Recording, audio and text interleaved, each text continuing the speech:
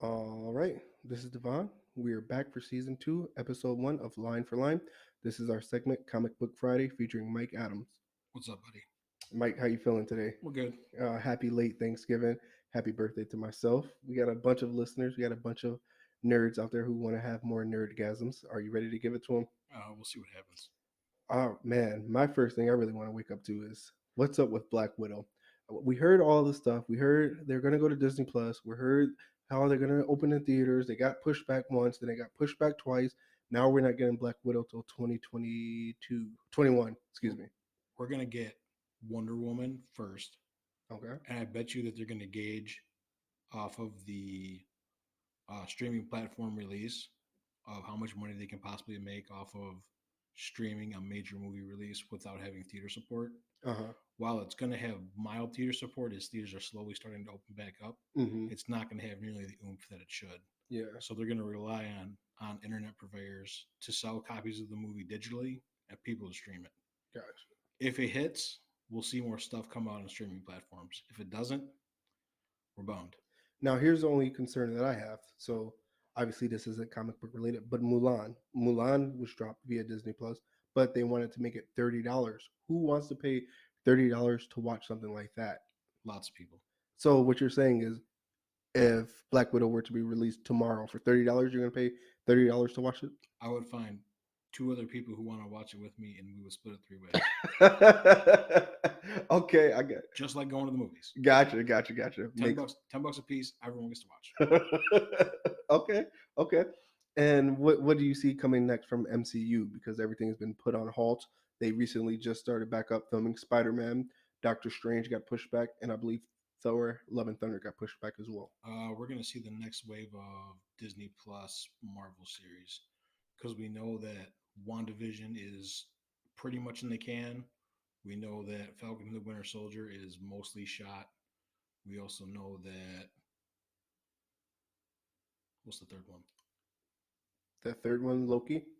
We also know that Loki started principal filming. Mm-hmm. So we have three series that are in some stage of completion, near completion. We're getting the production ball rolling. Uh huh. I would also wouldn't be super surprised to see if we don't see some sort of other type of projects come out of Marvel Studios in the interim until we have a lockdown this coronavirus of either shorter series, more animated product, something. Gotcha. Now, what would you say you're most anticipated on seeing out of all the series that we just mentioned? Oh, Black Widow for sure. Yeah, Yeah, I do hear that Tony Stark is in it, and I really just want to see that. it's flashback. Yeah. So it's true. It's what Yeah, they say. it's not. I don't think it's new. I don't think it's new footage though. Oh, just flashbacks of. Yeah, because you have to think of everything that he's been in, like is still Marvel properties. Like Yeah. they're going to continue to use Robert Downey Jr.'s Iron Man in every capacity that they can and not have to pay him or pay him as little as possible. Yeah. Gotcha. I really do want to see the Taskmaster. That's what's up, man. I really. Who do you think it is? Because I'm hearing it's Hawkeye. I don't think it's Hawkeye to It's not be going to be honest, Hawkeye. but I heard it's someone we know. What do you think? I mean, with the way things work, I mean, it could be Crossbones. Like, even though we're pretty sure he's dead, but Yeah. that doesn't really mean much in Marvel. Yeah. Exactly. So, I mean, who knows? It could be anybody. Yeah. I mean, what I'm really most anticipated on is seeing Doctor Strange into the universe of madness. I mean, and like, it sounds cool, Yeah. but who knows? I'm just I'm so sad that the director he left the project because he wanted it to be more horror themed than anything. So, do you think we'll still get it in a horror version, or how do you see it? Probably not. And excuse me, do you think what they say is true that Scarlet Witch will turn into a villain in there? Because if you think about it, if you read the storyline, it says that Doctor Strange teaches her how to use her powers the correct way. So what has she been using her powers the wrong way this whole time? That's like that mirrors part of the comics that Wanda wasn't at full power for a long time, Uh huh. and that she spent more of her time just trying to keep stuff controlled. Mm-hmm.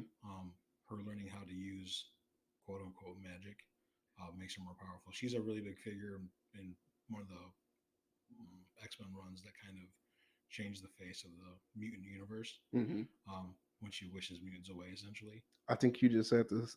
secret word of the day, mutant, because they're saying that we're gonna start hearing that word come to fruition now. Right. Well, Fox sold the rights back to Disney, so Uh, Disney has mutants back in the house. yeah.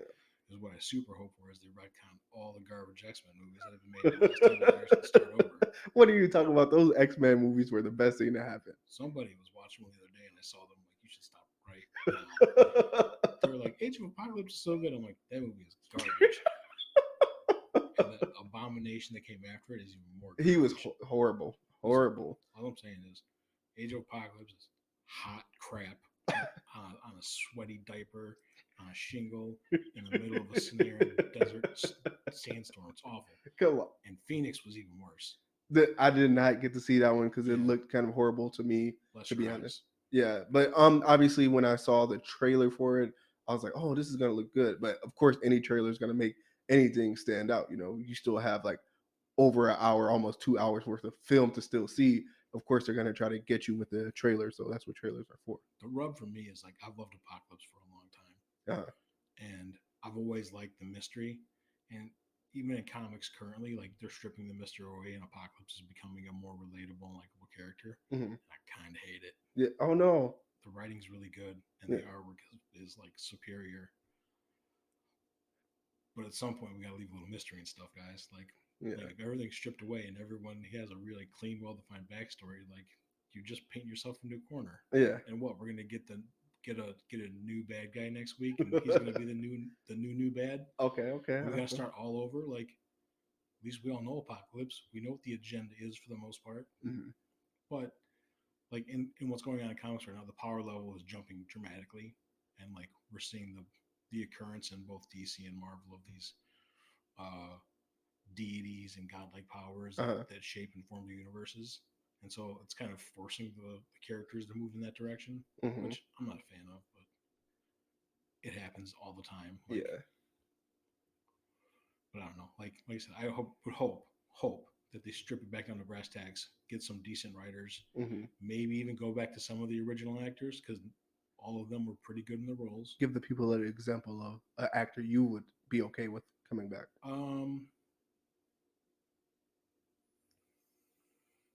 Question just asked from Adam Unterschein. Just saw it on Twitter. He wants to know what character you would like to see back. I think Tyler Mane physically looks like the best Sabretooth that's been in the series. Okay. Even though Liev Schreiber has the attitude, like the feral kind of rawness, Tyler Mane looks like Sabretooth when they put the black the black contacts in and the rest of the fur. Like he's a huge dude. He's super broad shouldered. Like he pretty much looks like Sabretooth does out of the comics. I did hear some stuff about Chris Hemsworth as Sabretooth. Did you hear that? No, but that would be strange for him to play Thor and Sabretooth inside the same universe. Yep. Especially in two franchises that have a real possibility of in the future going intermingling. Gotcha. Why do you think they signed Chris Hemsworth back on for so many movies? Because everybody loves him. Yeah, but he'll do anything. What can come from it? Because obviously he has to pass up the mantle some way, somehow. No. Temporarily. Okay. Because I'm hearing Jane Foster will become Thor because of the disease that she has. He passes her the powers. Right, but same thing in the comics. Like she's only Thor for a minute. Gotcha. And then it's back to him. And then he becomes different versions of Thor. Gotcha. I'm just really mind boggled with everything going on right now inside of the MCU. It's just, it looks like a restart is coming. Not necessarily, but it's like, okay, Thor is going to give up his powers. Then what? Avengers are dead. Now what? And then now we have these series, obviously, with Loki, who's a time hopper. That could change anything. Like if they really wanted to like spin everything around, like they could put the hooks in Loki to restart the universe and then regenerate a whole new set of projects off of Loki's series. Gotcha. Or not. I mean, who knows? Okay. I definitely do believe that the series, the TV shows that they will have Disney Plus, I definitely think that they will do numbers because I'm really honestly ready for WandaVision. It just looks so amazing, like in depth. If they don't match The Mandalorian, I'd be very surprised. Really? Yeah. Okay, I like that. Which one are you most anticipated? Is it WandaVision, Loki, or No, I Captain honestly Falcon want and to see Winter Soldier? Falcon and Winter Soldier. Yeah. Yeah, I love Anthony Mackie, and I kind of want to see him do his thing. I definitely want to see him do his thing and make fun of Sebastian Stan while he does it. And Clarence's parents have a real good marriage. That's right. That's what you're talking about. Yeah, That Papa Doc that Anthony and Mackie. Anthony Mackie. That's so funny. So rest in peace, Chadwick Boseman. I definitely would love to say that. What do you see coming from Black Panther? Uh, well, I mean, they just announced that his villain has been cast, but As who? the actor or the actual villain, Who's the actual villain? they didn't say. Okay, because what I keep hearing is Namor the Submariner. The actor that they put the picture of, they'd have to use a lot of prosthetics and CGI to make him look like Neymar. Really? Yeah, Okay. So you don't think it's Namor? I mean, it could be, but it might not be that guy. I mean, the old switcheroos always happen more than once. Yeah. Like we could be shown one villain and just to have another one show up later in the movie. They love messing with us. You know that they love getting our nerd wieners hard and then take it away. Iron Man 3. I so Black Panther will pick up with Shuri being the because I'm hearing that they already wrote him off as dead and it like how? They can. I mean, listen, man. The magic is in the pen. Like they can come up with 1,000 ways how. Yeah. Who knows? Whatever way it makes the story make sense. They also haven't said that Shuri's going to be next. They haven't said what they're going to do for sure. Uh-huh. So who knows? They said for sure that they're not going to CGI Chadwick Boseman into the movie. So we know that it's not going to be some perverted just CGI nonsense like the end of or part of The Crow. Like Yeah, you just took my question right away. I was gonna say, do you think there's any extra footage lying around that they could possibly use to make Chadwick Boseman back in there? there's some. I mean, if they have extra footage shot, they could definitely splice parts of it in for flashbacks or memories or maybe like one of the spirit scenes that we saw in the first Panther movie. But they definitely said that they're not going to just CGI him in to make him Black Panther again. Gotcha. Last question before we move on to a different topic. Do you think that we will see Michael B. Jordan reprise his role in Black Panther? As Killmonger? Yeah. No. We might see Michael B. Jordan pop up somewhere else as a different character, though. No way. He's had a bunch of interaction with the company. Uh-huh.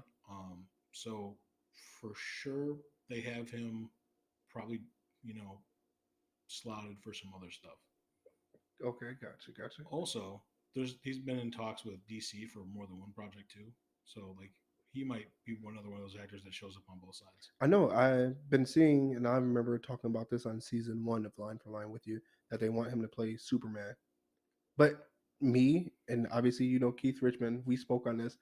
Are they really ready for a black Superman? Because they've been trying to get a black Superman for a while, and they're worried about pushback. Are they going to run a black Superman? Or are they going to run Steel? Okay. What do you think? Do you think they can go with a black Superman, African American? No. Especially not with